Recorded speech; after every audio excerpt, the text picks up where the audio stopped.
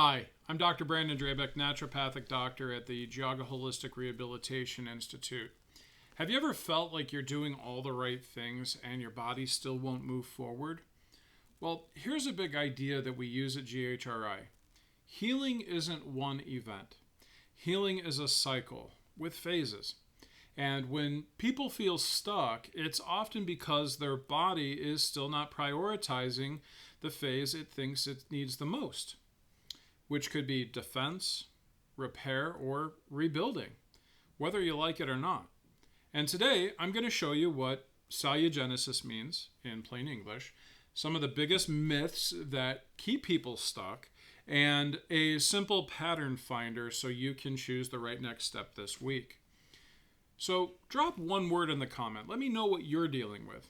Maybe fatigue, gut health, pain, sleep issues, stress, or weight issues even. Now, at GHRI, we talk about health building in a couple of layers. The first layer is that life layer, and this is your routines, your support, whether it's from a family member or a friend or a community, and skills even that make change doable. And this is aligned with what's also called Salugenesis, which we talked about last week. And it's this idea that using these resources, these building resources, and again, coherence. And that sense of coherence, which is usually summarized as life feeling more understandable, manageable, and meaningful. The biology layer behind this is what your cells and your systems are doing under the hood when they're trying to protect, repair, and recover. Now, salugenesis is a term used to describe the actual healing cycle itself, and it's a staged process that commonly gets summarized in three parts. Number one, inflammation, which is basically damage control and cleanup. Number two, which is repair and rebuilding, also known as cellular proliferation. And that last phase, phase three, recovery and reintegration, which is basically cells differentiating themselves and also restoring normal function back to the body. So the punchline is pretty simple. If you're treating healing like it's one phase, you're going to keep missing what your body is actually trying to do. Another concept that fits here is, again, that idea of the cellular danger response. Basically, again, it's a protective metabolic response when stressors exceed your system's ability to maintain normal balance. And when that protective mode persists, healing can stall because the body doesn't get enough consistent, safe signals to progress. And zooming out to daily life, that cumulative burden of ongoing stressors is often described as our allostatic load, the wear and tear that builds when stress response systems are repeatedly activated. So here at the Geauga Holistic Rehabilitation Institute, we translate this into something that's practical. When the load stays high and capacity stays low, the body stays protective. There's a couple of myths that really keep people stuck, and I see this a lot on the internet, a lot of times promoted, if you will, by what I like to call the TikTok docs and the internet gurus. And number one is inflammation is always bad. No, inflammation is not automatically the enemy. In a phase-based healing model, inflammation is often that phase one. It's damage control. It's cleanup. It's your fire department basically going to the scene of the fire, putting out the fire, and at least cleaning up a little bit. The problem is that when it stays cranked up and doesn't resolve. So the goal is never to inflame. The goal is right-sized inflammation that moves forward. Myth number two is, I'm tired and nothing is working. Matter of fact, recently had a conversation with somebody who relayed as much and said that I just need to learn to accept that my life is ultimately just going to be this way from now on. And that's unfortunate because fatigue can show up in different phases for different reasons. Sometimes it's a protective sort of your body going into low power mode. If you've ever If your car has ever had some engine troubles and has gone into that limp mode, it's kind of that's that initial phase there. Sometimes, hey, you know what? Repair is expensive and it does require a lot of resources. And so the body, again, may try to just create a little fatigue, help you relax, help you rest. And sometimes it's deconditioning simply after months or even years of stressors. And in that, if we utilize that phase-based lens and stop treating all fatigue the same way, we have a better understanding of where we're at and where we need to move forward. Lastly, my favorite one, more supplements equals more healing. Let's get honest, let's be real. More inputs can actually become more load, especially if digestion is reactive and your routine isn't stable. A better question that we should be asking ourselves is, what phase am I in, and what is the simplest support that helps me make progress? So let's get practical. This is not a diagnosis. This is just looking at patterns. And I'm going to describe 3 common patterns that we see. And as I go, pick one that sounds most like the right one right now. So that first pattern is, again, about defense and containment. It's sort of that phase 1 vibe. And most people will commonly experience some sort of reactivity, whether it be to foods, stress, workouts, or even having a busy day can flare you up. Sleep is often light, wired, or unrefreshing. And sometimes people may feel even on edge or easily overwhelmed and can't shift down. Symptoms are loud and changeable. Flares, sensitivities, and unpredictable crashes, for example. And basically your body's message is that, hey, there's too much input, there's too much noise.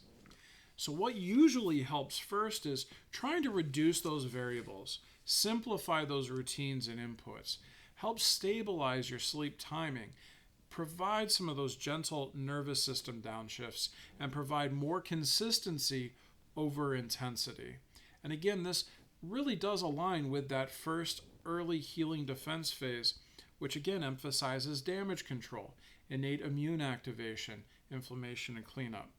If this is you, your win is not doing more. Your win is actually creating safety and steadiness.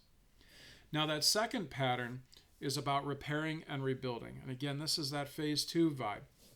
A lot of people will experience commonly where flares will be less dramatic, but you still sort of feel that low battery. You could do things, but you'll pay for it later on and have some delayed fatigue. You may need steady fuel, okay, or you're going to crash. Sort of, if your energy is dipping between meals and you're getting hangry, right? Progress in this phase can feel slow. And I have a lot of patients, when they get to this point, start to feel, well, this isn't working. I'm not making the progress that I was hoping to. I've been dealing with all these things for years on end, but I was hoping to make more progress. Progress is slow, but it's real when you're consistent about it. And the thing is that your system generates structure, but not chaos. Again, this aligns with those descriptions of repair and rebuild, which emphasizes cellular proliferation and overall biomass replacement. Rebuilding takes resources. What usually helps the most in this particular phase is emphasizing protein and hydration consistency, providing gentle movement that your body can recover from, having predictable routines, and this will provide you with fewer big swings. Sleep swings, food swings, or even training swings. The last one is pattern C, and this is where our body starts to recover and reintegrate. Again, phase 3 vibes. And a lot of times people will feel that they start to bounce back a lot faster from activities. They can handle more stress without spiraling out of control. A lot of times symptoms are a lot more quieter. You're thinking a little more bigger picture. You feel ready to build capacity. You start ready to build strength and stamina and resilience. And your body's message is, train me, but gradually. And again, this aligns with those descriptions of that later phase, emphasizing where the body is differentiating between new cells and restoring specialized function after repair starts to wind down. And what helps often in this case is progressive strength and conditioning. Also, recovery practices so that adaptation sticks, and a meaningful goal that keeps you consistent. So now, comment A, B, or C which pattern fits you the best. And here's what I recommend for most people who feel stuck or overwhelmed. We have something that I actually like to have a lot of my clients work through, which is our 7-day mind-body reset program. And it's designed to do two things at once. One, it's there to help you lower the load, reduce inputs, reduce chaos, reduce nervous system noise. Two, it'll help you raise capacity. Simple daily practices that build coherence and stability.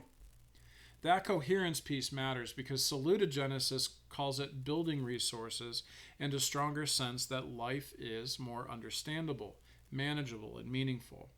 And in plain language, when the plan feels doable, your body responds much better. So if you're pattern A, this reset often is the best starting line. If you're pattern B, it helps you stabilize those foundations to help so that rebuilding works. And if you're pattern C, it helps you lock in that consistency before you start to level up. So if you want the 7-day mind-body reset, check out the link in the description. And if you want help mapping out your pattern to a personalized rehab style plan, book a free complimentary consultation with me here at Geauga Holistic Rehabilitation Institute. We do that virtually on either the phone or over telehealth. So the key takeaway here is that healing has phases: clean up, rebuild, reintegrate. And getting unstuck usually means matching your next step to the phase your body is actually in and making it sustainable. So comment your A, B, or C, plus your biggest struggle, and I'll help reply with the simplest one load, one capacity focus for the week. As a reminder, this is educational, not medical advice. So thank you for joining me. Thank you for coming back to my office today. I hope you have a beautiful day. God bless.